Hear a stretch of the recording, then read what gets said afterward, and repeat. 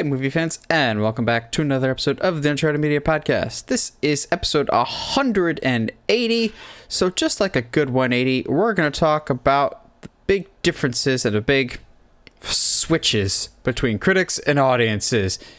Like, audiences will like one thing, and on the 180 degree side of it, you'll have what the critics like. That's really shoehorning it in. We're more doing this because Jurassic World Dominion is really dividing people, apparently. Like, critics hate this movie, and audiences are kind of saying it's meh. Like, that's not a ringing endorsement, but, yeah. So, yeah, we're going to talk about the biggest differences between critic scores and audience scores. And then we'll also kind of talk about where we think we lie with each individual movie, because sometimes we side with the audience, sometimes we side with the critics, but should be interesting nonetheless. Josh, how you doing this morning? I am awake, baby. This is we do not record in the mornings very often, and life happens, and sometimes we got to do what we got to do. And I'm telling you, the coffee is fantastic this morning, baby. I will say, I never mind when we have to record in the morning, though, because that means I can open like blinds and shades and actually use that cheap natural lighting and use less of my own lighting. Yeah, I agree. Lighting is key for stuff. But Josh, you watching anything good lately?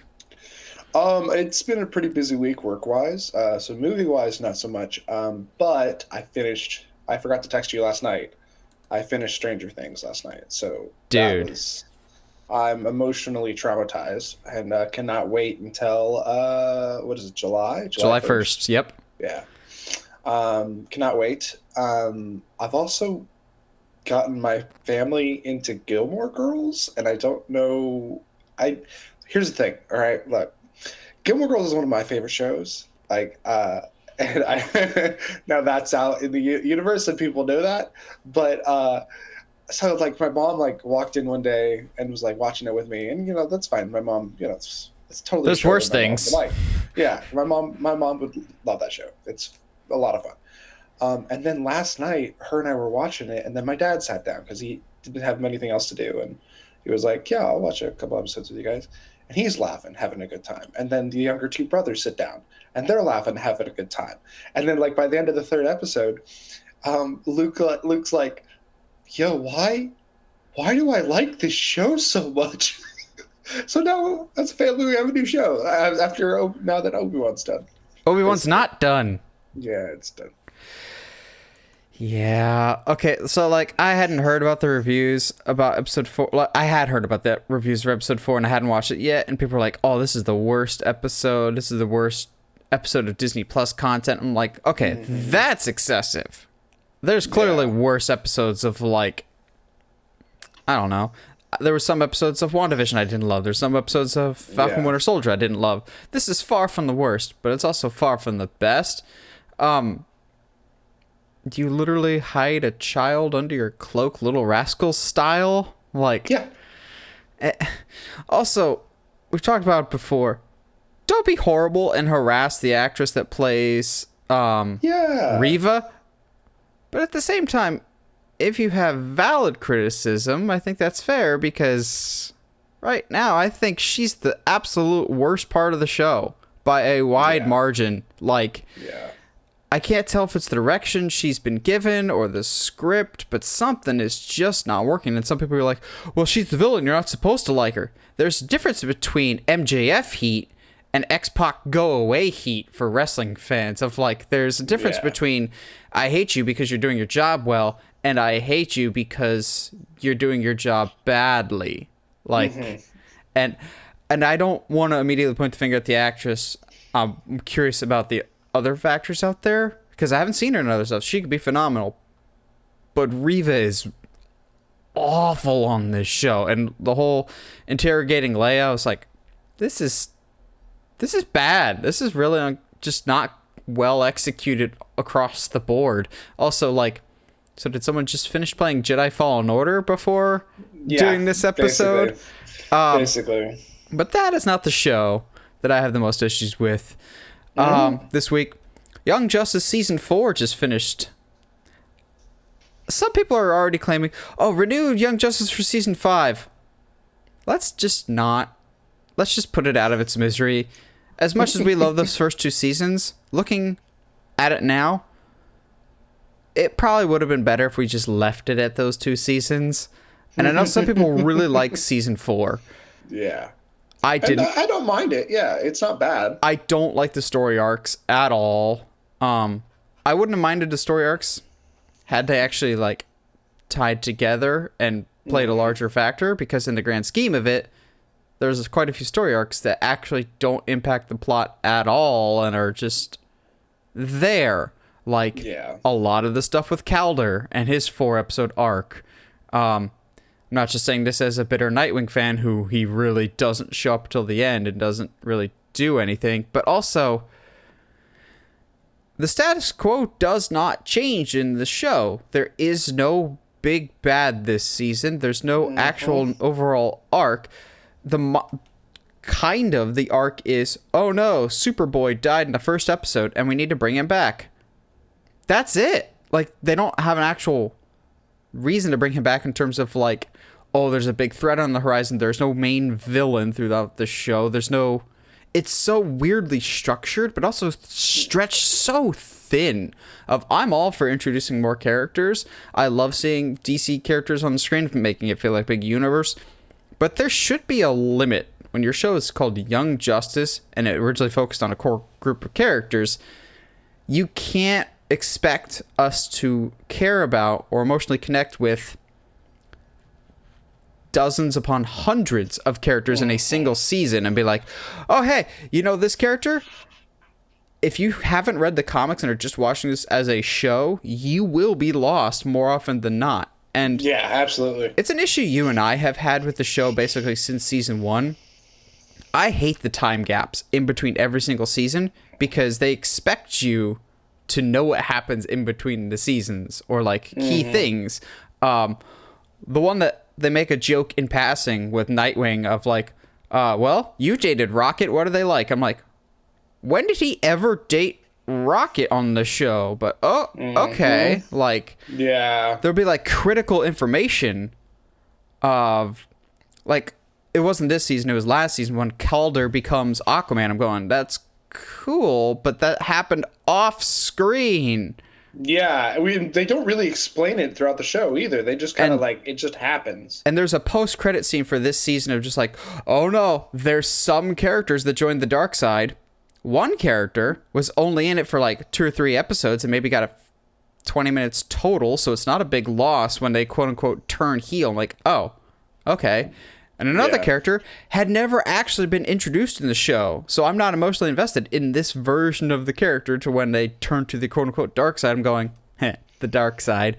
I'm going, I don't care. I've never met you before, this incarnation of you. I think they have the same problem Zack Snyder does, of they expect the audience to immediately put their previous attachments to this comic book character onto this version. I'm going, no, you have to get me to care about this version. I will laugh, though, that in the finale, Nightwing did a wrestling thing. He did a blade job. I'm going, that's funny. Yeah, Young Justice, it's weird. We've hyped the show's praises up for so many years. Now I'm kind of just, I'm hoping it ends.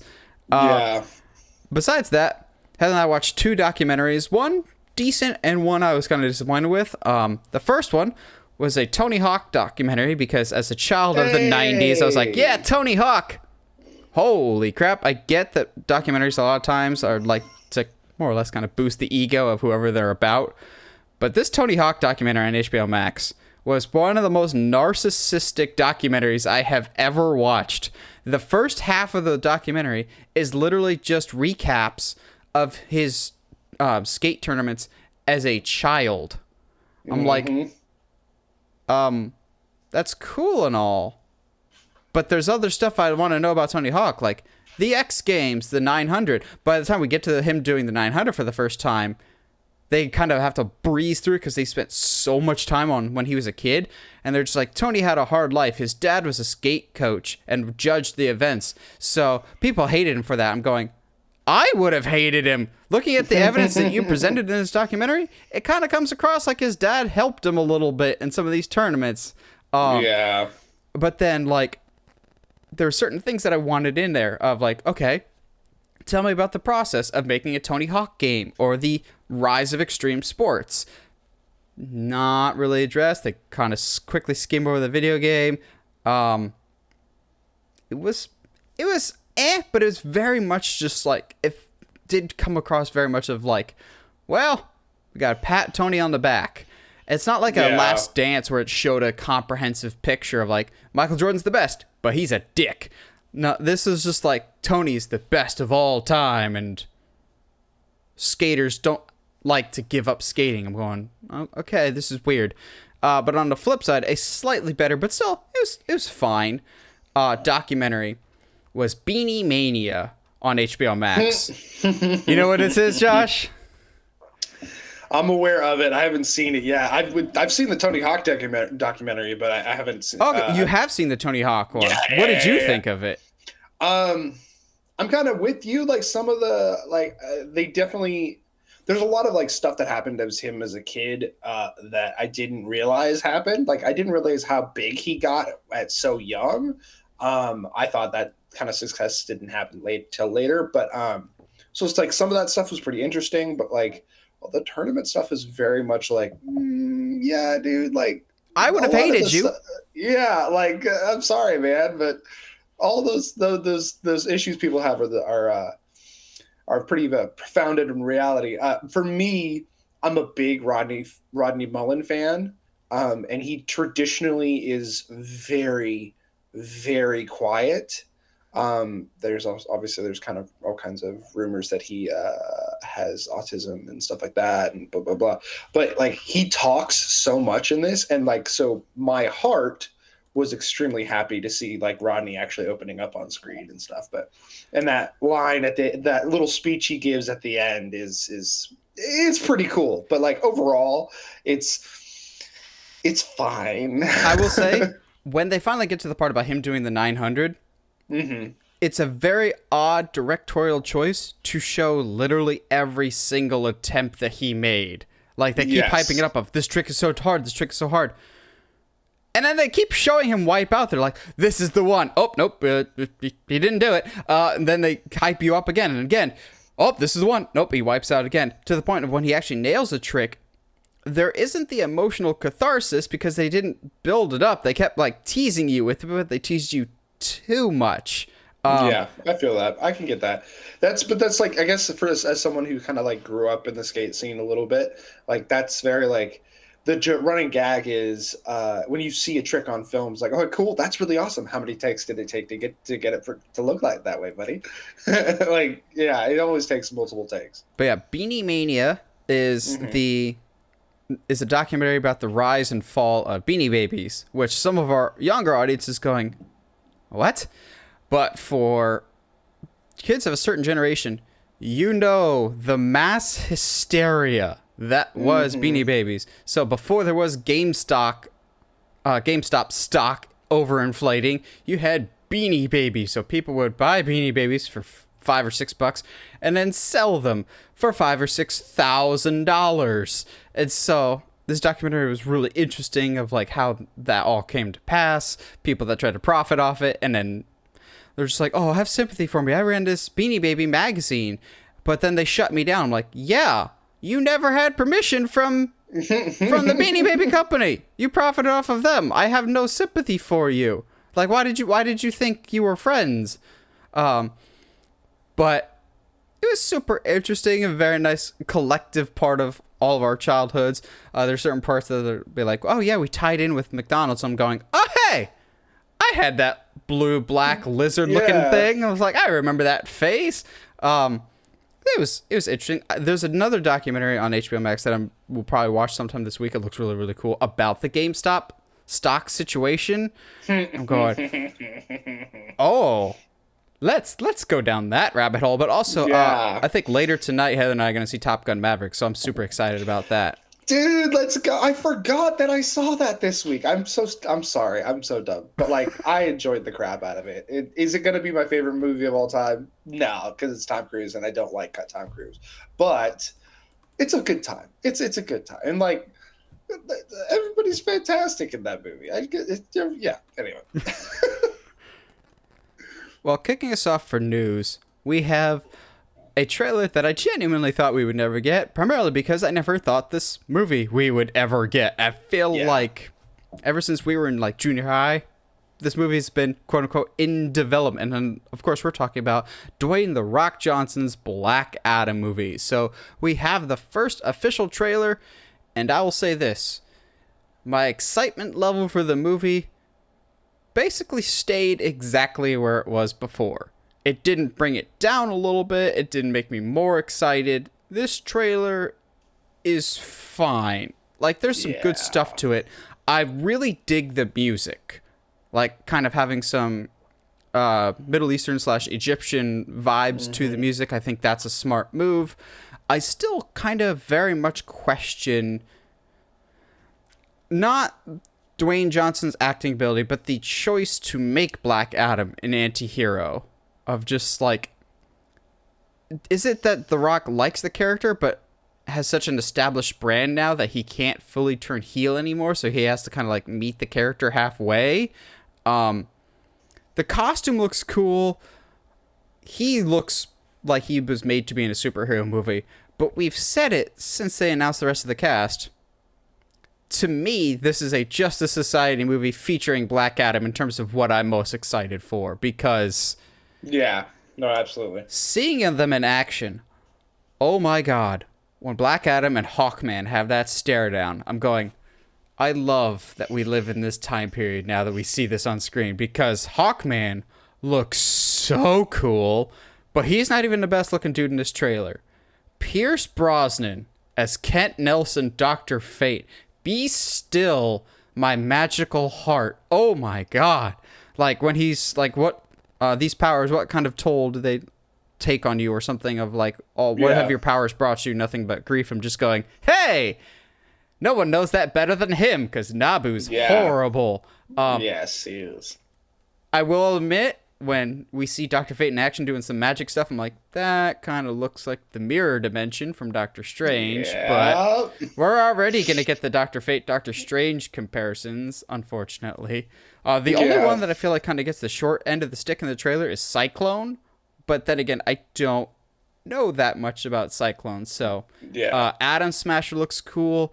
My main criticism with this trailer is the ending. Like, you see these cool action shots, and then cut to black, you think it's done. Oh, there's like what looks like a news reporter and her driver in a car. Like, it's a beat that they think is a lot funnier than it actually is. Yeah. And I'm just going, it didn't, like, normally trailers, you want to leave on the haymaker, on the big punch. And I think they had it, and then they wanted to keep going. Just like, it's not quite it, but Josh, what did you think of the Black Adam trailer? I'm kind of with you. They didn't make me more hyped, didn't make me less hyped. I'm like, yeah, okay, let's go with this. There's some cool moments. So there's some moments that I think are meant to be funny, but they shouldn't be funny. Like when he legitimately launches that guy across the planet. Funny, but also that man's dead. I mean, he's a bad guy, so that makes it okay. Okay, yeah, absolutely. Okay, cool, that's fine. What about the pilots that are asking him to land? Those are probably good people, and he just like kills them straight. It's like you can't. It's like the anti-heroes is always hard, because sometimes it feels like they should be on a slider, right? Like, it feels like, yes, they're bad, but they're good up to this point. Like, kind of like Punisher, John Bernthal's Punisher. He's a terrible person most of the show, but he is doing it to terrible people. So it's kind of like, yeah, okay, we don't need those people around anymore. That's fine. I can rationalize that. Or Deadpool. Deadpool is funny, and generally speaking has a really good heart about things. So yeah, you can, while he is absolutely murdering people and doesn't really have a regard for the safety of others, sometimes he absolutely has a good heart and wants the best out of the situations and whatnot. Now, if you're going to have an anti-hero who his motivation is revenge, I'm not exactly sure how that will work. I think you and I are of the same mind when it's like I don't know about Black Adam as a full-on anti-hero. I think he's got to be villain first, and then maybe you can move him into an anti-hero role ish. I think starting him out there is it's a bad choice, I think. I said this when the trailer first dropped, and I'll stick with it now as well. This movie, I think, is going to be the true test or the barometer of how much of a draw is Dwayne "The Rock" Johnson, because the casual person does not know who Black Adam is. He's not like a high tier person even within the comics. Justice Society, as much as you and I are excited, are not a well-known commodity. There absolutely is going to be some Doctor Strange, Doctor Fate comparisons. I'm already seeing Atom Smasher and Deadpool comparisons because the masks look eerily similar, although that Atom Smasher suit does look legit. Too legit to quit. So I think this will be really a test of, just like Hobbs and Shaw, does this succeed off the back of its main stars, both Statham and The Rock? And that did surprisingly well. And honestly, it's probably one of the best in the entire franchise. I don't know if he'll ever come back. I don't know if that rivalry is too deep-seated, even if it's adjacent from Fast and Furious now. I'm excited, but I still remain cautious because this movie is still directed by the guy that did Jungle Cruise, also starring The Rock, which was fine at times, but also struggles because it's copying from better movies. And I want to always have the creatives back, but I'm already seeing some people compare it to other things, and I can kind of get some vibes from other movies that like cobbled together, so I'm hoping this is good enough for how long this has been in production, like how much we've been waiting for it. I'm still excited for this movie, and the trailer's not bad, but I don't think it's as good as it needs to be. Agreed. However, The Rock can hype anything up. He can sell ice to Eskimos. Like, he's the ultimate pitch man. But this might be an uphill task. October is also going to be an interesting time because you don't see a lot of superhero movies in October. So, but Venom did well in that slot before, so we'll kind of see. Yeah, like I said, neutral, I think, for now. So, kind of somewhere in the middle. Not really loving it, not really hating it, about the same. Yeah, no, I'm with you. And I think we were concerned about the comparisons to Doctor Strange anyway, but then the way that they kind of did the CGI, at least in the trailer, for his magic abilities. His hand motions. And, like, I get in a certain way, there's only so many ways you can physically represent doing magic, so... But, like, the comparisons are going to happen, unfortunately.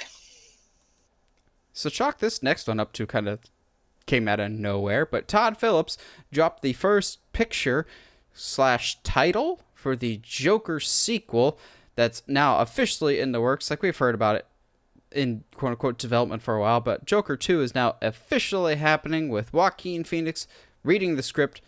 I mean, to me, that means he's already attached, but Joaquin Phoenix reading the script.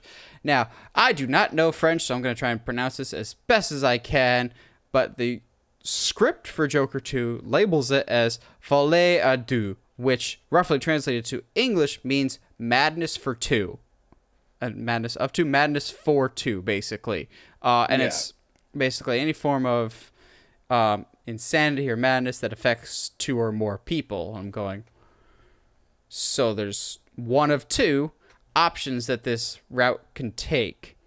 Either Harley Quinn gets introduced, or another Joker. Like, he starts inspiring the rise of other Jokers.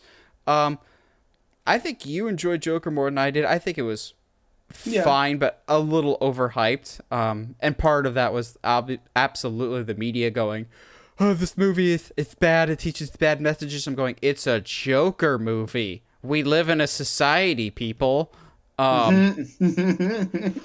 I'm curious enough about this movie. This is not surprising that we're getting this. It got so many Academy Award nominations, made $1 billion. So I'm more surprised Joaquin Phoenix came back because he doesn't strike me as a sequels guy. But, yeah. Josh, you see that they are done with the script. Do you think the name has any indication of where we might be going? Are you excited for Joker 2? Thoughts? I didn't think there needed to be a second one if it's a self-contained universe.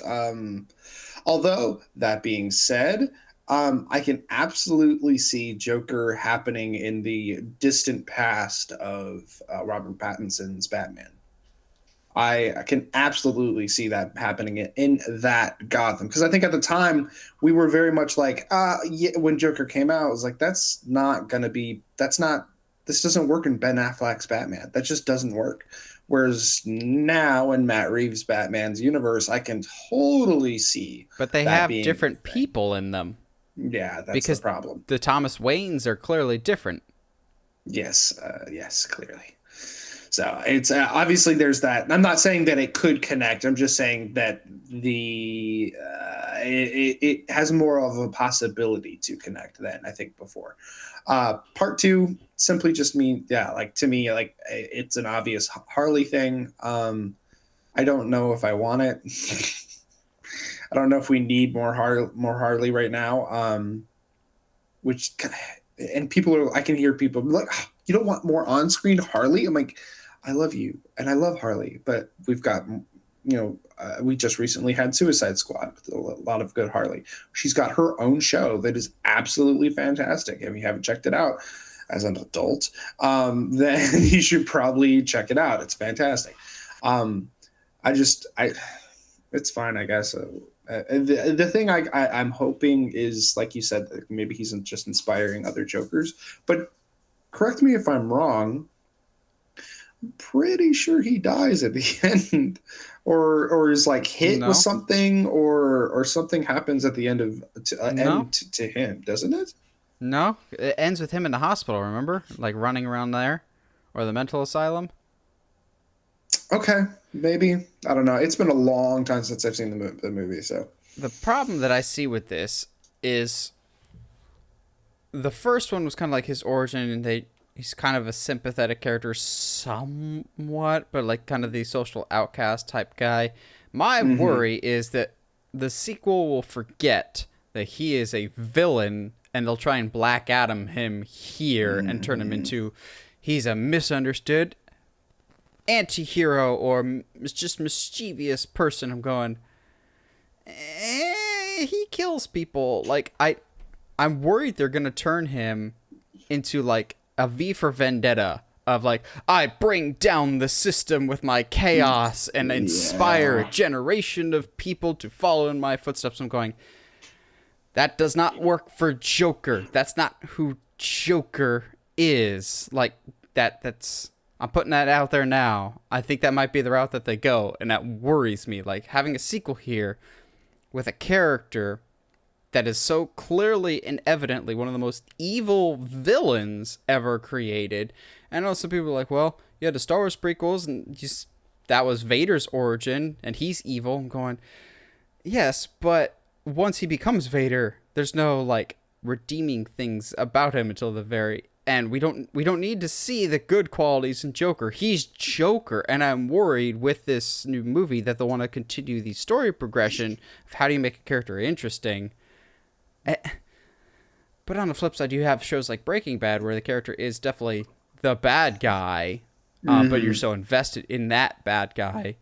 It's tricky to me. I'm worried because of the marketability of Joker that they'll be like, hey, we can kind of make him a tweener. He's definitely evil, but y'all still buy his stuff, so that means you're okay with his methods. I'm going, no, I already am overexposed with Joker as it is. I don't want his character to get misinterpreted anymore than it already has been. Yeah, no, absolutely. Because I think that is the worry that I have as well, that they're just kind of gonna, make him into this, like, yeah, like you said, like brings down the system of, yeah, it's very punk rock of you, but like, no, like he needs, and you know what, maybe that's the benefit, though. Maybe that's the benefit of bringing somebody else in, and where he's like, the new person is thinks that it is just about taking down the system, that it is just about, causing chaos. And then the Joker starts like doing like really messed up stuff. And he's like, hey, wait, this isn't what I want. No, wait, hold on. Like Joker meets Fight Club. Yeah. So this next one is something that I feel like has been quote unquote in development for so long. And for me, it might have been in development for too long because of some really complicated stuff that is going to be involved with this production. And obviously I'm talking about Marvel's The Thunderbolts. I feel like the Thunderbolts rumor has been around forever that Marvel is working on a Thunderbolts movie. Well, now it's officially confirmed that Marvel is working on a Thunderbolts project, which, in case you didn't know, the Thunderbolts is... I know people are like, it's Marvel Suicide Squad. It's not that simple, but they're kind of like the anti-Avengers of like a whole bunch of bad guys coming together to do specific tasks. So you get people like Baron Zemo, Red Hulk, Crossbones, a whole bunch of Abomination. You get a whole bunch of basically Marvel bad guys together to do specific missions. Here's the big problem that they're going to run into. In the comics, they're called the Thunderbolts because they get started as a group by General Thunderbolt Ross, who we've seen in the Marvel Universe with The Incredible Hulk, Captain America Civil War. The problem is that actor was played by William Hurt. William Hurt passed away a few months ago. So what are we going to do with the Thunderbolt Ross character? You know, the whole reason why these characters are called Thunderbolts. In the comics also, Thunderbolt Ross becomes Red Hulk, and there's a lot of people speculating that Red Hulk could be introduced in the She-Hulk series. That makes sense, since we're already seeing Abomination, bring in Red Hulk, further tie into Thunderbolts, because we were already setting the groundwork for it, but without that one big Jenga piece, can we still support a tower here? Are we going to call it something else? Are we going to call it the Baron and his Zemos? Like, I hate that a lot, actually. what about the Abominations? I'm not. Yeah, I don't hate that. That seems a little still a little heavy-handed. Of like, we're outcasts. But What are we? Some kind of Suicide Squad? Yeah. Shut up, Will Smith. I should slap you. Yo, Chris Rock him. Wow, get that man an Oscar. So Not anytime soon. I think it'd be the easiest way to do that, though, is to literally just have someone who respected Thunderbolt Ross a lot, which is, I guess you can create a character development there and just be like, yeah, you know what? He started this program back in the 80s or something like that. And excuse me. And so let's name this team after him going forward. It's still a little bit of a stretch, but to me, that's one of the only really possible things that you can do in order to kind of work around the fact that that actor has now passed away.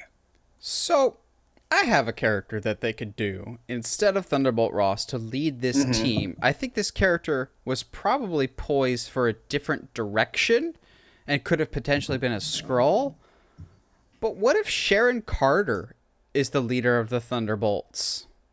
Because after Falcon Winter Soldier, Falcon Winter Soldier. I was getting mixed up with Captain America and the Winter Soldier. After Falcon Winter Soldier, we know she's the bad guy and she's doing clearly mischievous things. There has been some speculation that she could be a Skrull, but maybe you call an audible, because Kevin Feige has never called audibles whatsoever. Not like Hulk was originally supposed to be the villain of the Avengers, but whatever. You call an audible. I know people want Red Hulk, and maybe you just have Red Hulk, like, no Thunderbolt Ross, just Red Hulk as a member of this team, But if you have Abomination already, maybe you don't need two heavies in your group. Maybe Sharon Carter is the new leader. Sharon Carter could be interesting. Maria Hill could be interesting as maybe like an offshoot of S.H.I.E.L.D., so to speak. I don't know too much about Thunderbolts, whether or not they're like off the books or not. We clearly have Elaine from Seinfeld, Julia Louis-Dreyfus's character. Like, that was kind of when we first meet her, that's clearly laying the groundwork for Thunderbolts, because you got characters like U.S. Agent could absolutely be in the Thunderbolts. Yelena, people have speculated, but I don't know if I buy that, because by the end of Hawkeye, Yelena's kind of gone full babyface, like not tweener anymore. I see her joining Avengers before I see her joining the Thunderbolts. The name that people have thrown out there that I'm going, please don't. Please don't. I think it was either Variety or Deadline or Vanity Fair. One of the articles I was writing about this was like, names expected to be in this are Red Hulk, Yelena, Baron Zemo, Winter Soldier. I'm going, whoa. What? Winter Soldier should not be on the Thunderbolts, because that would kind of undo literally all of the movies that he's been in so far of undoing his arc, unless he's a Rick Flag type of he's the leader of the crew in terms of, I have been here, I'm keeping you all in line because I'm the freaking Winter Soldier. I don't want to have to deal with babysitting all of you. I'm the good guy here. I think that could be interesting. But then you run into the Suicide comparisons. Yeah, I'm always the babysitter. Why am I always the babysitter? Oh, Steve. Do you need to be told literally everything? Everything? Here, back pocket. Also that Watergate. Dude, no, when you told me about it, I was like, okay, yeah, that's whatever. But like, the fact that nobody else reacts to it, and Dustin's like, guys, it's Watergate. And like, then the teens later, they're like, it's a Watergate. Oh yeah, that's pretty good. Yes, I love it. I love it so much. Oh, dude. And Eddie, we'll have to have like an episode once season 4 kind of wraps up. That we'll have to have an episode talking about Stranger Things. But yeah, no, I absolutely do not like Winter Soldier. It's just like all the growth and everything that he goes through in the show with Falcon and Winter Soldier. It just, yeah, it doesn't make sense for him to go and then lead a bunch of team of villains. It just, that doesn't work for me. Maybe with Zemo coming back, we got the mask, but now we just need like the little, like the dueling sword. Like and he hasn't put the mask on, so he wore it once to shoot a rocket, and that was it. Yeah, not worth it. So, lastly, for our news, we got a random one, but a welcome surprise nonetheless, in the words of Chancellor Palpatine, in a messed up delivery of that line, I'm aware. It seems like Paramount is working on a reboot to the Sleepy Hollow legend. Now, this has been done time and time again. You had Disney doing Ichabod Crane. You had the Tim Burton one with Johnny Depp and Christina Ricci, which is honestly one of my favorite Tim Burton movies. That and Ed Wood, I think, are fantastic. It's just this whole great aesthetic. And then you had that uber weird Fox show for like 5 seasons that... Why was that a thing? You ran out of fuel on that real quick. But... Is this you own the license to this, or is this a public domain thing? I'd imagine that the Ichabod Crane / Sleepy Hollow legend is public domain, but like the Tim Burton style of it might be copyrighted and they might own the rights to that. I'm trying to remember who owns the original. That being said, I'm down for this. This is spoopy and I like spoopy. So the original Sleepy Hollow, the quote unquote original, the Johnny Depp one, I don't find particularly scary, but it has one of my favorite aesthetics in a movie, period. Like, if you throw an old European village with fog rolling in, I'm probably gonna watch it. Then have some people die or get cut in half like Darth Maul, I'm in. Christopher Walken, just fully unleashed. I'm gonna watch it. So, I'm curious about this. I'm excited, but I'm curious just because that first one sent such a template that I think people might be comparing it to that. That being said, it's a cool legend.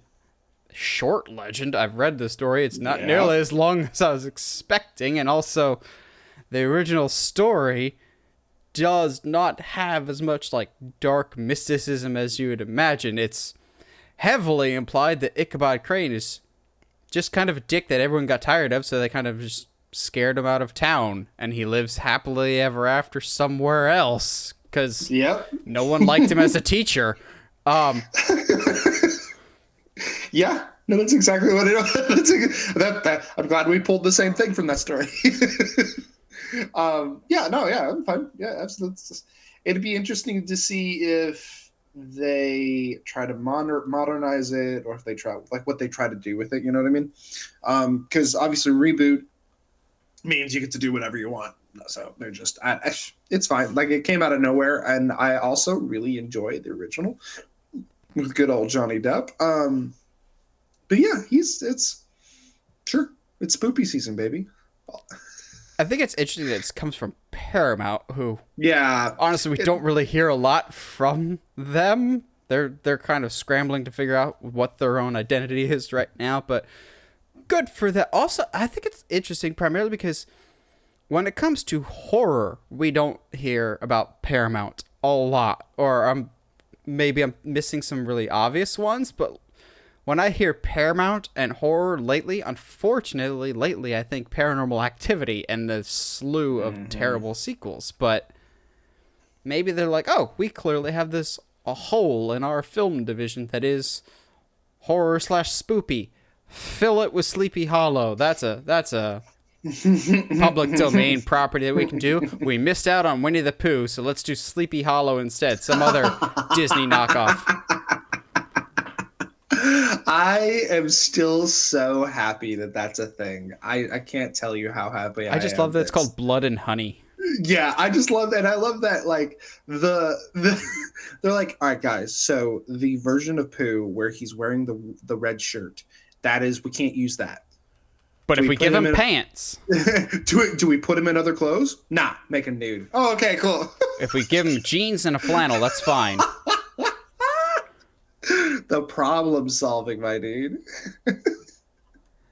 As per usual, this week's episode is sponsored by TeePublic, your one-stop shop for all things Uncharted Media merch, whether it's shirts, mugs, hoodies, stickers, whatever you want with the Uncharted Media logo or other awesome designs that we've got. Go to the link in the description. Support the show that way. Now, let's talk about when critics and audiences just cannot agree on things. A lot of these are going to be recent things, and I think that's due to the rise of audiences engaging online. We need to put our thoughts online for people to understand us and therefore validate our own feelings, said on a public podcast. But I got a lot of recent ones, but I do have some older ones. I think it's always interesting whenever there's this big fracture between what critics say and what audiences say. So I don't know about you, Josh, but when I'm growing up, whenever there's movies come out, I would still kind of hear what critics were saying, but not. I wasn't super inundated with it. But I remember growing up, Mom and Dad would always be like, we don't care what critics say. And a lot of times they're wrong about the movies we like anyway. And so I would like look it up, be like, oh yeah, my family loves The Mummy. Their critics do not like The Mummy. No, they do not. Which is dumb, because The Mummy is the closest we've ever gotten to cinematic perfection, just because of Brendan Fraser and Rachel Weisz. Yep. That movie's great. But looking at a lot of modern stuff, I'm going, yeah, I get it. I think the thing that people have to realize is the general audience sees 3 to 5 movies in theaters a year. Critics see 3 to 5 movies a week or a month. Like, they see so many more movies, and they're watching it for different things. Not saying critics can't enjoy McDonald's, but critics are accustomed to steaks more than they are Big Macs. Critics will still like Big Macs every once in a while, but they like the process and the art that goes into it. So what we're going to do is we're going to look at some of the movies that we found with the biggest splits between critic scores and audience scores. We're also going to say, of the two, which we side with more, because sometimes we'll side with the audience because we are, and sometimes we'll side with the critics. That's what we pretend to be. We're good at pretending. It's fine. Yeah, just fake it till you make it, right? Yep. It definitely was, I think, odd of some of the ones I found. Like, I think we mentioned this a little bit before we started recording, of how often it is that audiences love something and the critics absolutely hated it. So it's like it's actually weird that it's more rare for the critics to love something and audiences to hate it than it is the other way around. I have some of those. Do we want to start with those? Sure. Go for it. I have one that I was genuinely surprised that the critics on Rotten Tomatoes gave this a 93%, and audiences gave it a 46%. And I would have thought, given this movie, it would have been flipped. But that would be Robert Rodriguez's Spy Kids. Dude, yeah. For some reason, critics loved it and audiences hated it. I'm in the 46% that love Spy Kids. That first one is weird as hell looking back on it. I'm attacked by giant thumb men, and Floop's Fooglies are both endearing and terrifying. Also, Floop inspired a whole bunch of kids to play tapes and videos backwards to see if there's any subliminal messages like Pink Floyd. I think maybe it's because critics like already were accustomed to Robert Rodriguez's style. And we're like, oh yeah, this is a very do-it-yourself filmmaker, and this is really cool that he did a lot of this by himself. And audiences going, there is a thumb man and machete. What is happening here? And a surprisingly sober Tommy Chong. Like, yep. What is happening here? I freaking love the first Spy Kids. Oh yeah. Actually, the second one is better, primarily just for that one line that Steve Buscemi says. You think God lives up in heaven because he's afraid of his creations? I'm going, okay, Buscemi, Stop. Steve. That wasn't even in the script. Are you okay? Like, I fully believe that was just off the cuff by Steve, and he was having some episode or something. No, absolutely. And like, isn't that the one with like George Clooney as the president as well? Like, he's in a couple of them as the president. Yeah.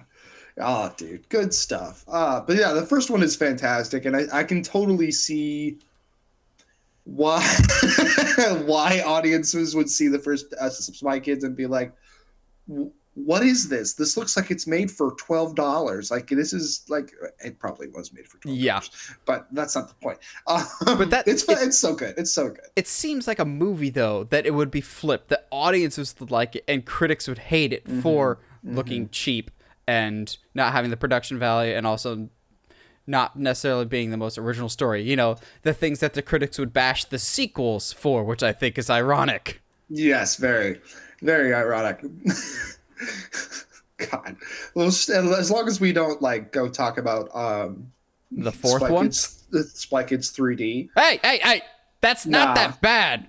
It's Spy Kids 4 that we don't talk about. The one where like no one came back and it was a completely different family. That's fair. That is fair. How could you bash Spy Kids 3 when you have Stallone talking to himself as a bunch of different characters, like a hippie and a BDSM cop? Like, yeah, but they bring Elijah Wood in, and I, as a kid, I popped. Like, you know, growing up with Lord of the Rings, I was like, whoa, that's Elijah Wood. That's Frodo, bro. That's crazy. And then he literally dies 15 seconds later. No. I was like, I am so disappointed as a child. No. Spy Kids 3 has one of the greatest subtle, like, if your ears are not on, you will miss it jokes of all time. So Junie shows up in the computer world. He's meeting everybody who got, like, I forget what their name is. It's like, let's just say Digi, File, and one of them is named Hi, and Junie just goes, hi, Rez, goes to someone else and going, wait. You thought we would miss that, didn't you? No. Well played. Robert just put that joke in just for kicks and gigs. He's like, nah, that's in there. At least Junie just put it in there because I hear he's a very, very funny guy. At least something in that movie is high res. Ooh, yeah. I mean, you can't upscale that movie at all. Like, I'm sorry. I would laugh if they'd be like, all the Spy Kids trilogy coming to 4K. I'm going, Are you How sure? How does that change it? That Microsoft Paint effect from the sequels? But would be hilarious is if they quote unquote put it in 4K and then all of a sudden like everything looks super realistic. So like the thumbs look actually real and like they're not like they're actually there and stuff. And it's like, this somehow makes it scarier. I don't understand. Better remaster than Last of Us. Oh yeah. Okay, do you have any others that the audience hated but the critics love? Last Jedi, apparently the critics absolutely loved, and obviously the Star Wars fan base was kind of like, we don't know about this one. Yep, so I have that one as well. The critics gave Last Jedi 91% of Rotten Tomatoes. Audience, 42%. Yeah. Oh boy. We have talked at length about this of like, we're conflicted with Last Jedi because Last Jedi as a movie is not that bad. As a Star Wars movie and as a middle part of a trilogy, it's bad. Yeah. Because you just absolutely. like undercut literally every storylines potentially out of spite because of your dislike for J.J. Abrams, depending on if you want to be one of those conspiracy theorists that thinks J.J. and Ryan don't like each other, which I kind of think that might be the case. I get that the critics like it because they're viewing it of like, it is well made. It's got interesting visuals, an incredibly bland color palette, but interesting visuals, some interesting storytelling with anything Star Wars with Jedi stuff is interesting normally. It's normal humans that they struggle with, and Last Jedi is absolutely the biggest victim of that. The Rey and Kylo stuff is really interesting. Weird romantic tones that I still don't necessarily enjoy because I always got a brother-sister vibe from Kylo and Rey. Not that stopped Star Wars in the past, but then you get to Finn and Rose, who just exist. And I just feel so bad because like the actress that plays Rose, it's like what's happening right now with Risa. Like leave. She's an actress in a movie. Like what? It's like it's nothing new with Star Wars, unfortunately. Ahmed Best is Jar Jar. Jake Lloyd is Anakin. And that's not even talking about what's her name? Holdo. Just Last Jedi. It's a good movie. I loved the throne room scene the first time I saw it. My theater popped. That scene does not hold up at all upon rewatches. Going, why are y'all just standing around waiting to take turns? Kind of like the Matrix fight in the second Matrix movie. Like, on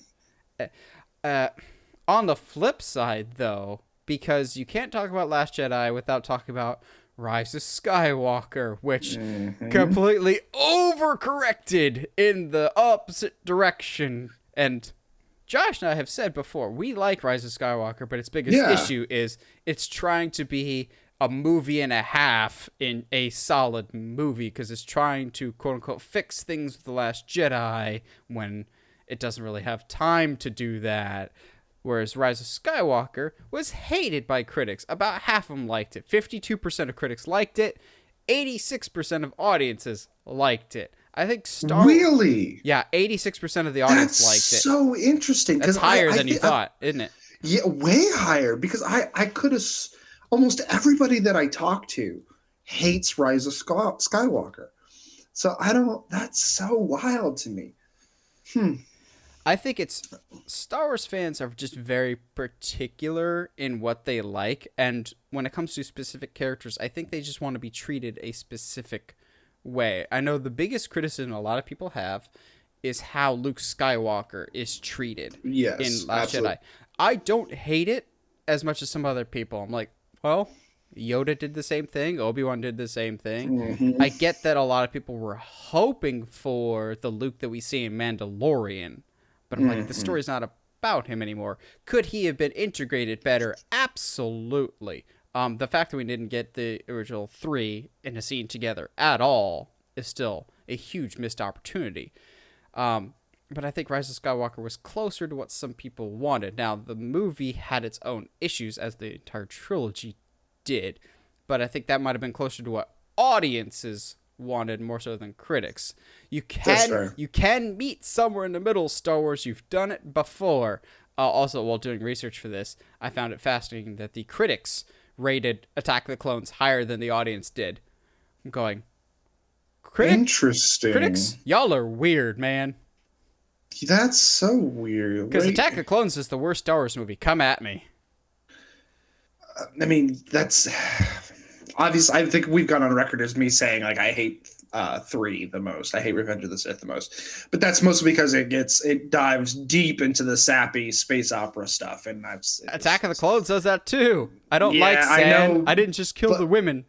I didn't just kill the men, but the women and the children. I slaughtered them like animals. Also, I don't like Vader on Obi-Wan. One, really, it complicates things, but 2, did we need Hayden Christensen back? So far, we've seen him once in a weird Last Temptation of Christ scene, and other than that, it's a dude in a suit. Did it actually have to be Hayden Christensen? Or could it have been someone that actually walks like Vader? But it's cool that he's back, I guess. We're just gonna bring everybody back, man. I mean, Bring back Mace Windu. He was in one of the pods this past episode. Wow, man, you're really getting ahead on that. Don't fall from the window. No, Some people still claim he's alive. I'm going. Anyway. It's because the arm that got severed by Mace Windu ended up being the arm that shows up in the scene in Jurassic Park that lands on Ellie Sattler's shoulder, because it's the same person. Jurassic Park and Star Wars exist in the same universe, and then you throw in Marvel because multiverse. All the Samuel Jackson movies are connected. It's the Jackson-verse. So anyway, it's the mother effer universe. It's a multiverse. Wow. I don't remember asking you a gosh darn thing about this multiverse. All right, I've had it with these multiverses in this multiversal plane. So let's talk about one that surprised me quite a bit that critics liked, because and maybe this is reflective, because this movie, the critics rated it at 93% and audiences rated it at 52%, which is basically hating it at that point. And I don't think you'll be surprised that audience hated it, because Ants is hard to look at. It's really hard to watch. Also, like, I think audiences are smart enough to smell that. You smell it? Smell it? That smells like copyright infringement, because Bug's Life came out a few months beforehand. Yeah. And it's back in that era where DreamWorks is just like, oh, what are you guys working on? Can we copy our homework? Yeah, but change the answers just a little bit. Bugs and Ants. A Bug's Life and Ants. Finding Nemo and Shark Tale. Like, come on, Shark Tale is still horrifying. I don't care. Yeah, Shark Tale is actually more horrifying than Ants. But like Ants also, like, I have vague memories of like endearing like moments in it, but like at the same time it like felt like it's just hard to watch, man. Like the termites are actually legitimately terrifying, so I'll give them that. I remember being actually scared of the termites when I watched it as a kid, but I think I'm more surprised that critics loved that movie. Like that maybe that's why, like, you know, where your parents started to be like, hey man, like we don't care what the critics said. They said Ants was good, and that's horrifying. No, my parents hated Ants. So yes. The thing with Ants, though, is this is going to be such an obscure thing, but all y'all are probably going to agree with me. Ants is forever relegated to that movie that everybody had on VHS, but nobody watched. Like, you go over to any one of your friends' house, everyone had Ants. No one ever watched that. It was like the unopened VHS. That and Prince of Egypt, but Prince of Egypt's actually good.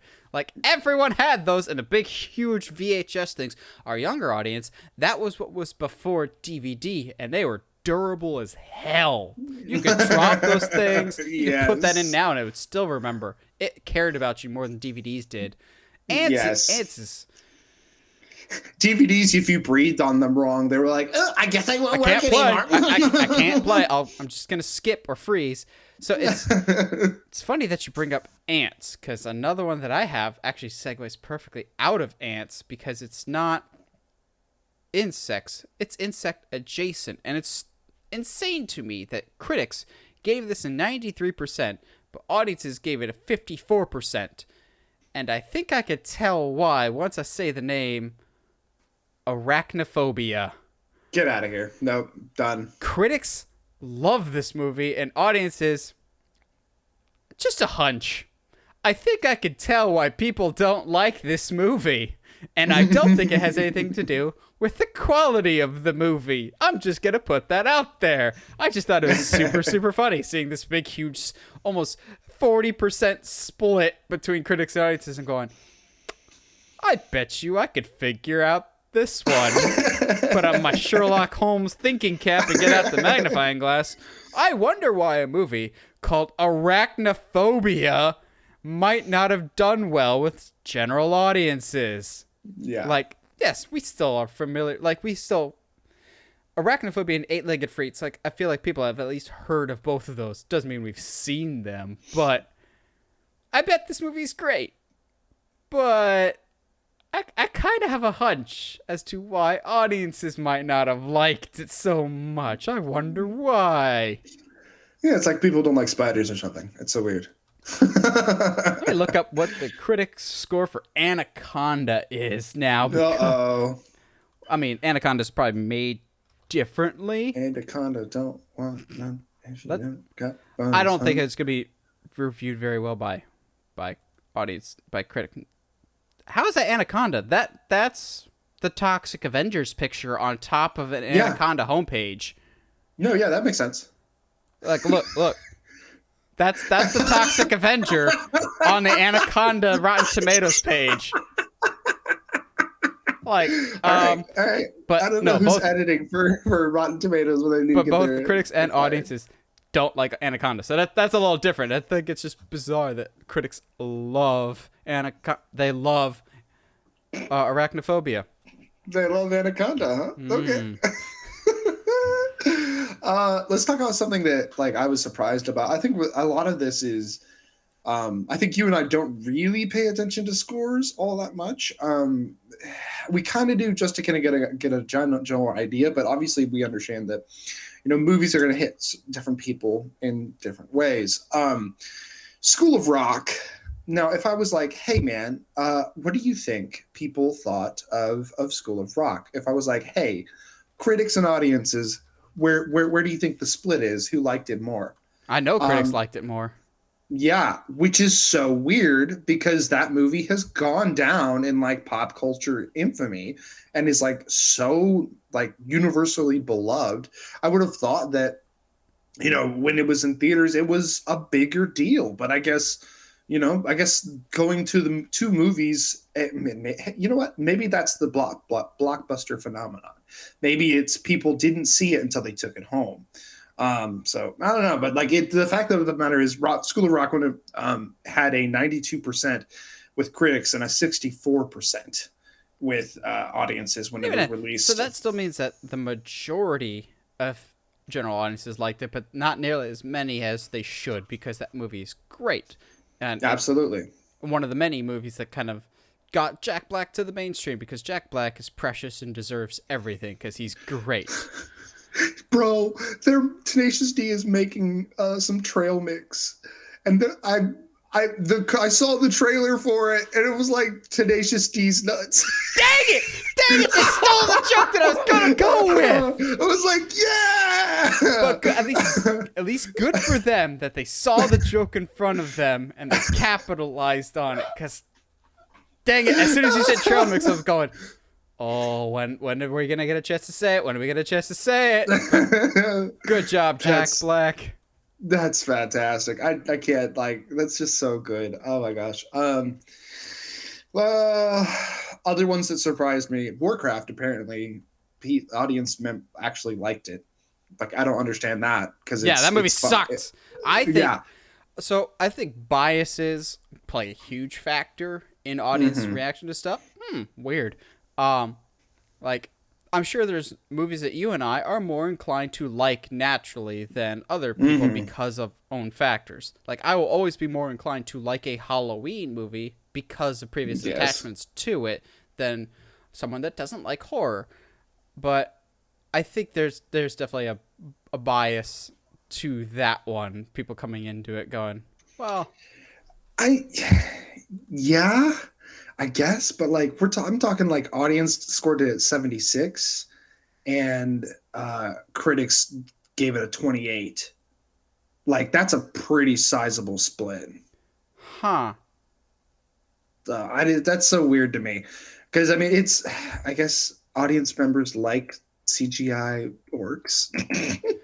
Well, also, I think that's one of those of like people were familiar. The people that actually saw Warcraft, all 15 of them, the people that went out to see Warcraft are the ones that are familiar with the source material. It comes back to the bias thing of, say what you will about like personal beliefs, but Christian movies are normally the biggest victim of the critics and audience split because of who goes out to see them. Critics who see everything don't like Christian movies because typically they suck.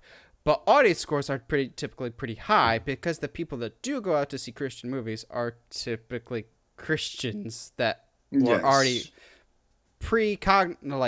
already made the assumption, well, it's got messages that I support. And it's not so much even just with Christian movies. Like, you could have a left-leaning Michael Moore documentary, and if you've got left-leaning people that are going to see it that already resonate with the messages that are being presented in that movie, they're going to view that movie more favorably than a critic who's supposed to be much more of a neutral party in this.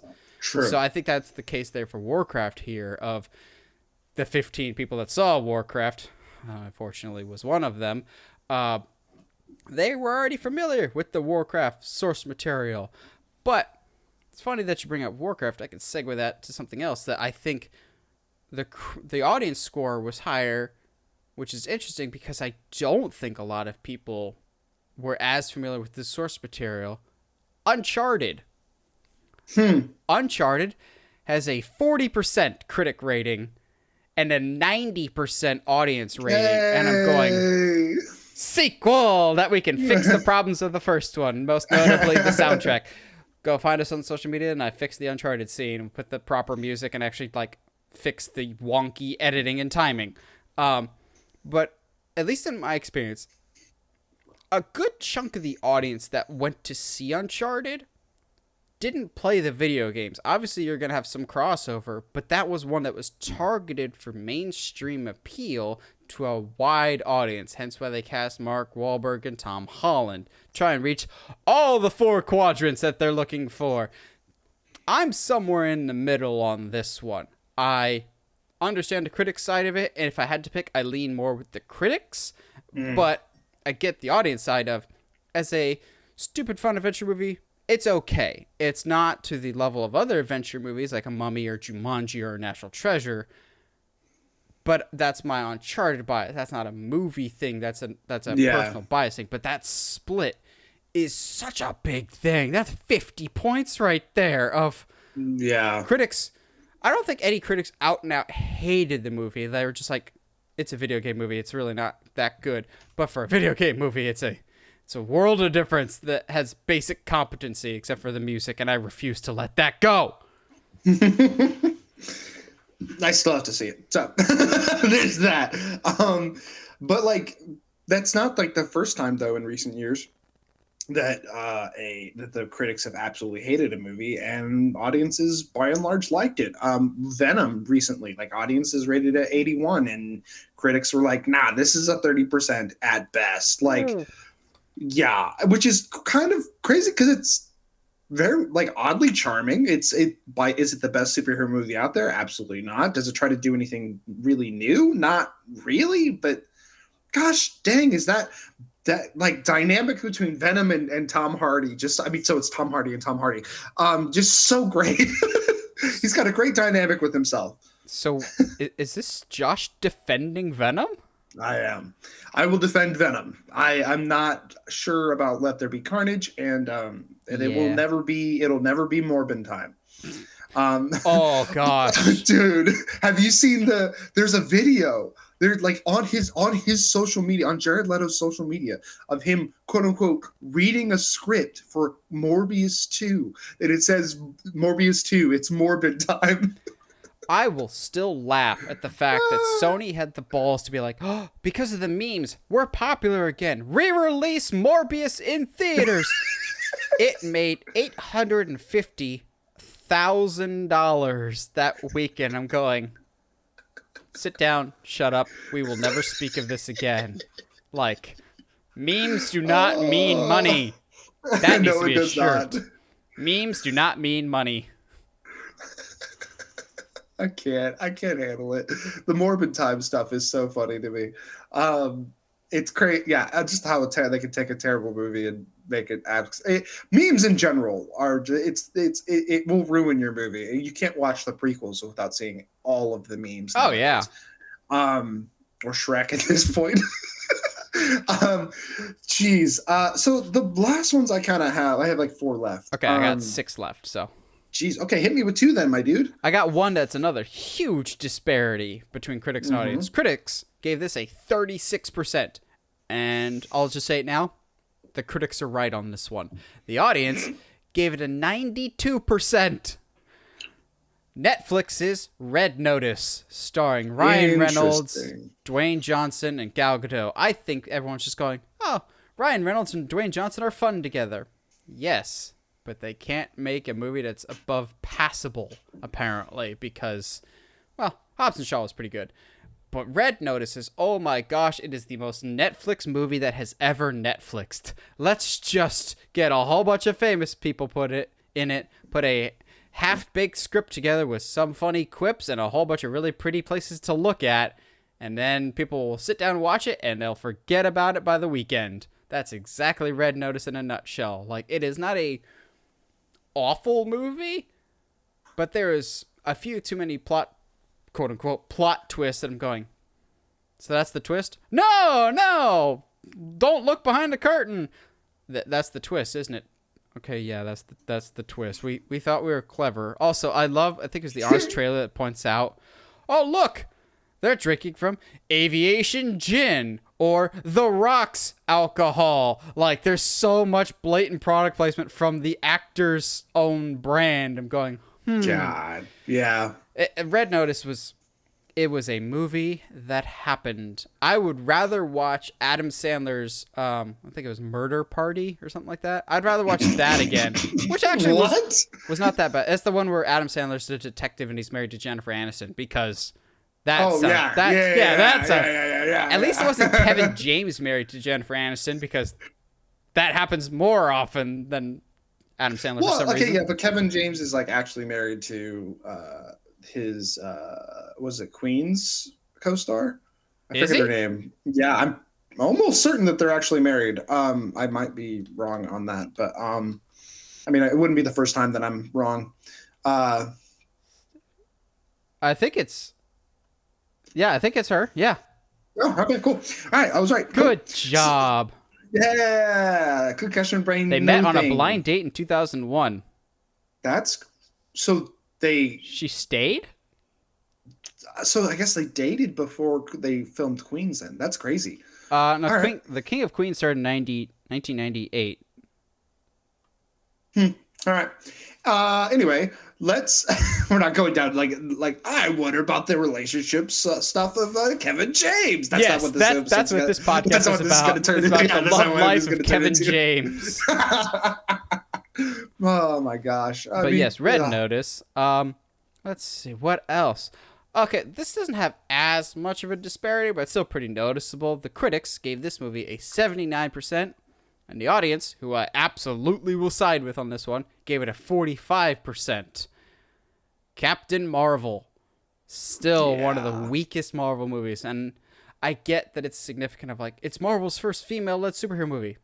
It would have been more impactful if you were just the first female-led superhero movie. But You had to let DC take that risk and make sure that Ike Perlmutter got fired first because he was a horrible misogynist who didn't believe in female superhero movies.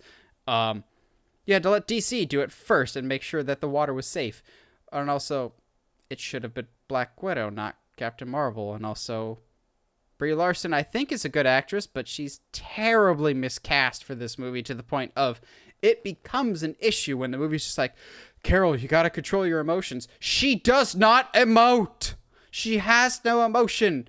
And also, this movie was made by like 4 or 5 writers. Not that you could tell by all the juggling and confusing storylines and how things are handled in this. Captain Marvel is a movie. And that's really all the nice things I can say about that. Hey, yeah, you know those characters in the Fantastic Four series that are, excuse me, traditionally considered pretty bad villains? Yeah, let's make them sympathetic characters in this film. That totally makes sense. I'm okay with that. Yeah, Captain Marvel is... I feel bad saying it's not great, but like... Yeah, it's just not. I still am a little mad that it's not Charlize Theron or Katie Sackhoff as Captain Marvel. So now I have 4 more. Oh, okay, cool. I think of the ones that I have here, my last ones, there is only one that I have not seen. Same. There's only one that I have not seen. And it shows in the audience score. So back in the day, the Coen brothers released a movie called Hail Caesar. And I personally am the kind of person that I just don't like Hollywood kind of patting itself on the back. You know what I mean? Like, I don't care about movies that are about Hollywood history. But the critics do, because they gave Hail Caesar an 86% and audience scores was a 44, like real low. And I have not seen it, so I'm not going to sit here and pretend to be like, yeah, and it deserved that low score. But like, I don't think the general movie-going audience cares about Hollywood history. I think if you care, you went out and saw it and probably thought it was fantastic. But I don't think the general audience that's going to movies, like you said, like the general audience goes to maybe 1 to 2 movies a month, if that. So yeah, Let me go with my one movie that I have not seen with a critic score of 92% and an audience score of 52%. Jeez. Adam Sandler's Uncut Gems. Interesting. Critics loved Adam Sandler's Uncut Gems. I mean, he starred in it. It's the Safdie brothers movie. I was curious about this movie, and I still really, really want to check it out. I think the trailers were almost hypnotic. They capture you so quickly. I don't know why the audience reaction was so bad to this. Maybe it was we're so accustomed to a specific Adam Sandler movie that maybe some people went into it thinking it was like that. But I don't know, because if it's a good movie, people would kind of, I think, adjust to it quicker. I've heard nothing but good things about it, and especially Sandler's performance. So I'm not so sure. Maybe it was the audience's expectations. To me, just blindly seeing these numbers of critics loving it and audiences hating it, my immediate thought is slower pacing and much more character-driven stuff, which I do not mind. We'll talk about that with another movie. But like, that's so weird, because everybody that I've talked to is always like, yeah, dude, you need to see Uncut Gems. It's fantastic, blah, blah, blah. So I don't know why that audience score is so low. That's so interesting. And it's not like they were short on reviewers. Uncut Gems has over 10,000 reviews from audiences. That's so weird. Yeah, so about half the general audience that saw it did not like it. So whether they were expecting 8 Crazy Nights, I don't know. They were really expecting a Jack and Jill sequel, and then they got Uncut Gems. So I understand why. If you're expecting Jack and Jill and then you get Uncut Gems, like I would be pretty upset. Yeah. It'd be like going in and expecting Good Will Hunting and getting 1 Hour Photo. No, both are excellent. Yes, but if you're expecting one thing and getting... No, because you're expecting quality from one and garbage from the other. Like, you can still adjust to a different term of good. Like, Jack and Jill is just skid mark on the underpants of society. Oh, geez. Tell me how you feel about Jack and Jill without telling me how you feel about Jack and Jill. Jeez. All right. Yeah, I got one. My last three are, two of them audiences liked, and I'm not sure who they talked to, because everybody that I talked to didn't like these movies. And then one of them makes complete sense. So let's talk about... I have two horror, actually, was my last two. So you'll remember a movie that had fantastic trailers. It had some of our favorite actors in it.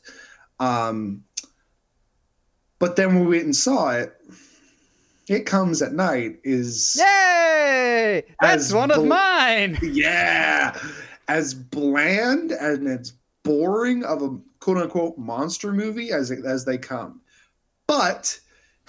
critics loved it for some reason, and I don't know why. Yep. The numbers I have is that critics rated it at 87 and audience had it at 44. Yep, that's what I had. Yep. Pretty sizable. And I genuinely don't... I can't figure it out. I don't know why they would have as well? it so high. You've seen it? I have. Okay. Yeah. It's like... it takes itself too seriously. There's no real monster at the end, so it's the real monster was the friends we made along the way. Basically, yeah, because like, okay, cool, I guess. Like, I think at this point I'm tired of the trope of, oh yeah, like this is a zombie movie, but like the humans are the real villain. It's like, okay, that's cool, but so like every zombie movie ever, got it. Yeah, so The Walking Dead, Shaun of the Dead, oh geez, the concept is not original anymore. No, it's not. I Am Legend. Really not. I Am Legend. Just like the idea that the humans are the real villains. Like, okay, we get it. That's fine. That's not interesting anymore. Yeah, that's why I think World War Z was so cool. Huh? Yeah, because they're actually evil zombies. Kind of terrifying. It Comes at Night was on my list to watch for so long because I had heard so much hype about it. Plus, Joel Edgerton's in it, and Joel Edgerton is a perfect human being and actor and deserves more love and praise. And why isn't he on Obi-Wan more? Just send Obi-Wan home and make Joel Edgerton go on this whole mission by himself. Owen has to go on this mission. Although I do appreciate seeing all the Owen memes. Like, the Owen memes are great. So I saw It Comes at Night expecting something great. And there's some good performances in it. But in the wise words of Josh, slow burns are fine so long as there's an actual fire by the end of it. And there's not. There's no payoff. There's some clever camera work of, like, as the movie progresses, the aspect ratio shrinks over time to make it more claustrophobic and closer to the dream sequences that you get. But it's not creepy. It's not unsettling. It's just kind of dry more than anything. And I'm totally on board with slow burn movies, but there's no payoff to facilitate that. It's whatever. It's a movie that exists. It was disappointing, I'd say. I feel like the Blair Witch remake came out about at the same year, if I remember right. Very close to it. Around that time. I think It Comes at Night might have been 2017. Yeah, and that's a movie I think in some ways is kind of similar in that it is a slow burn, but like Blair Witch, that lasts like 15, It Comes at Night was minutes. 17. Yeah, so that last like 10, 15, 20 minutes of Blair Witch is some of the most intense like horror filmmaking I'd seen in a while. And so I think, to me, I was expecting something like that. Like, okay, if we're slow burning, there's a reason we're going to like absolute hell is going to break loose at the end of this film. And then, like you said, like nothing really happens, and it's kind of really like it's meant as a expectation subversion, but it doesn't do it very well. It's kind of like what happens in Last Jedi. There's a lot of attempts at expectation subversion, but like it just doesn't doesn't hit right. Yeah. So this next one, I would not be surprised at all if it showed up on Josh's list, with an 89% critic score and a 50% audience score. And Josh and I will firmly be on the side of the audience for this one. The Green Knight. This, I know some of y'all really, really like this. And if you do, that's awesome. But it has been a while since I was more thoroughly disappointed and utterly confused by a movie. Not just from the plot, but the choices that are made in the movie. It is gorgeous to look at. It's definitely got some great acting in it. Dev Patel is doing a phenomenal job. But absolutely. Again, like It Comes at Night, there's a good Joel Edgerton. But It Comes at Night showcased Joel Edgerton's acting ability. This absolutely relegates Joel Edgerton to the background when he's supposed to be a very, very critical character in this movie. And they don't really address that. Like, at all.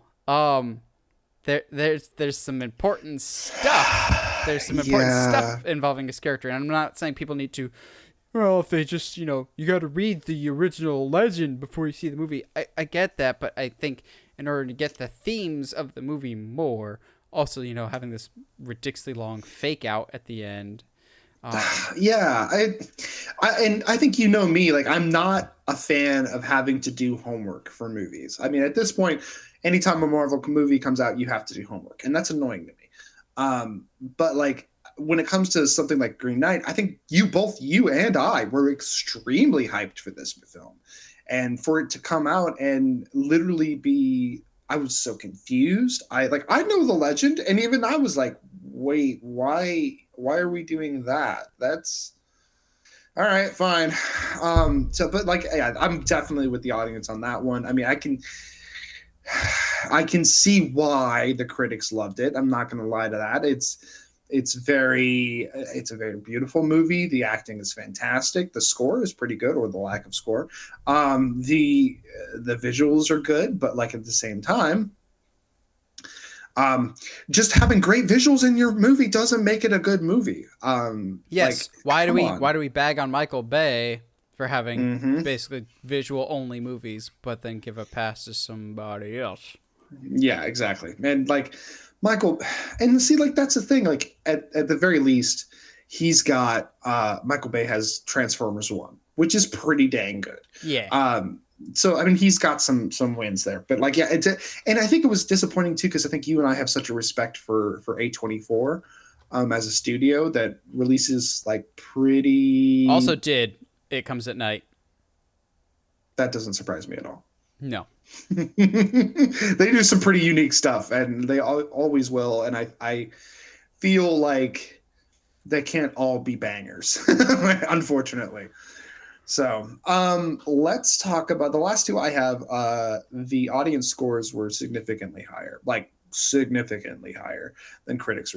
And the first one I got that I don't understand why it's so high. But back in the day, when people were trying to do new things with the fantasy writing genre, a little movie with Will Smith came up on Netflix called Bright, and critics gave it a great 27%.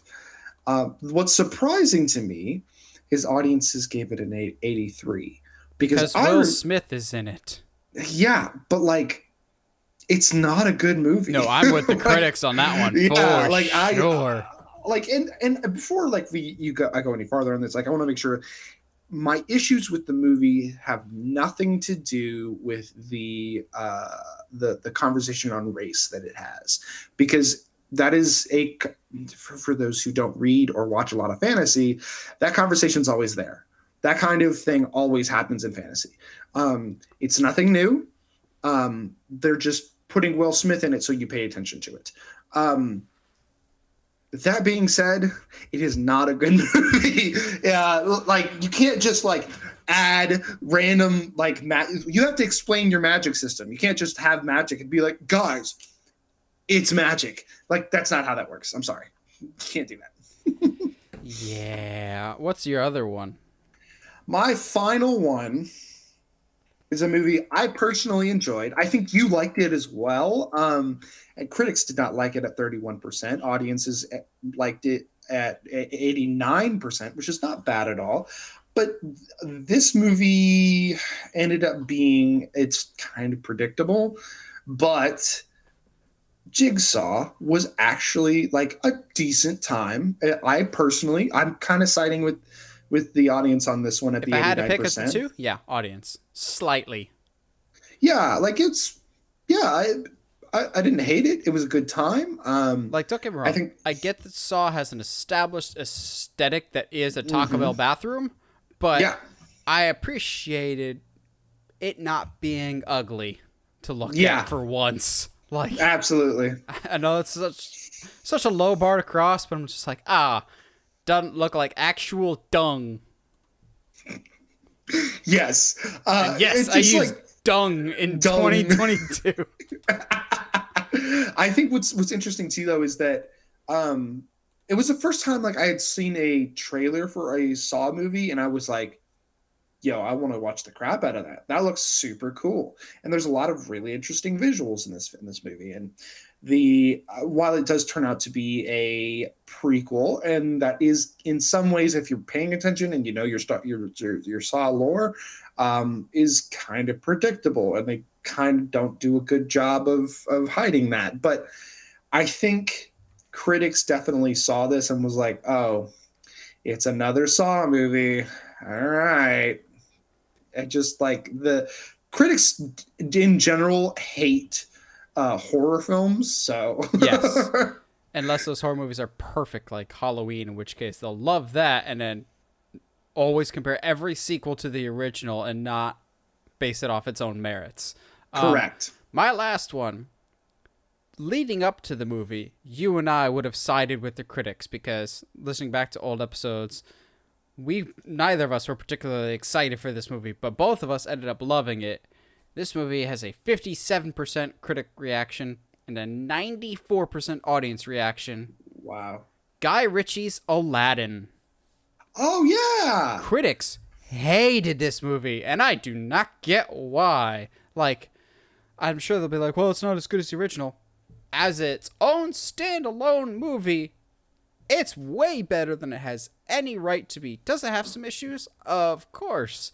But actually giving Jasmine some characterization and some urgency in her story as opposed to just kind of being there to wed by the end of the story is actually great. I think it's still funny whenever I watch Aladdin going, oh yeah, the dude that plays Aladdin, he's a pretty decent singer. Naomi Scott starts singing.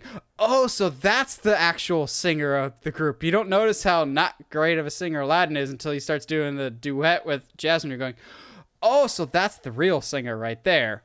Yes. If I had a gripe, it's the one that everyone has a gripe with. Jafar sucks. Like, Jafar is not very good in that Aladdin movie. But on the whole, Aladdin was way better than it had any right to be. Whether it was the wonky CG in the trailers, none of us were particularly expecting much. Also, the Disney live action movies have been really hit or miss. I dislike to almost borderline hate, not full hate, but strongly dislike the Emma Watson Beauty and the Beast movie. Love Jungle Book. That was great. So didn't really know what crapshoot we would get with Aladdin. And it was fantastic. Way better than it had any right to be. I'll still go back and rewatch the Prince Ali number just for the vivid colors and the choreography. And I'm going, that needs to be an actual thing. That was so well done. Yeah, absolutely. And I think a lot of it, some of us had a bad taste in our mouths from being like, Will Smith is going to be Genie. Like, we have such a nostalgic connection to Robin Williams as now he leaves Genie. a bad taste in everyone's mouths. Yeah. But like at the same Tastes time, like a palm. that joke was a slap in the face. We will never get tired of these jokes, people. I'll never ever get tired of it. But he does a good job. He hand-cocked his hand back. Get out of here. He doesn't do a terrible job. He's pretty likable as the genie, and you can tell that he has Aladdin's best interest in mind, which is not like a genie at all. But still, like, you can tell that he wants to be Aladdin's friend and he wants the best for him. And he constantly is like trying to be like, yo, are you sure that's like what you think? Or are you sure that's what you're feeling? Like, it's a good stuff. It's way better than it had any right to be. I personally kind of enjoyed the Emma Watson Beauty and the Beast, but that's more because the Beauty and the Beast, the Beast song took me off guard. So good. It's so good. I was like, whoa, it whoa, almost whoa, redeems the movie. Almost. But yeah, no, Aladdin was way better than it had any right to be, and I don't know. I mean, I know why critics don't like it, but at the same time, like, because critics are dead inside, and so are we. Yeah. My only complaint with Aladdin is that they didn't do a Fresh Prince joke. I'm like, it was right there in front of you, and previous genie broke the fourth wall. Why can't you? It's just that simple. Well, what do you guys think? What are some of the movies that you've seen how the critics view it, but you're just like, nah, screw that. I'm on the complete other end of the spectrum, whether you loved it, whether you hated it. Let us know in the comments below. It was like hearing from you guys. And as always, if you like what you hear and want to hear more, subscribe to us on whatever audio platform you're listening to us on, whether it's iTunes, Spotify, Google Podcasts, YouTube. And if you haven't already, subscribe to us on YouTube. Help us get to 700 subscribers before the end of the year, which we've got a whole bunch of you that joined us recently, so thanks for that. Keep sharing us with your friends.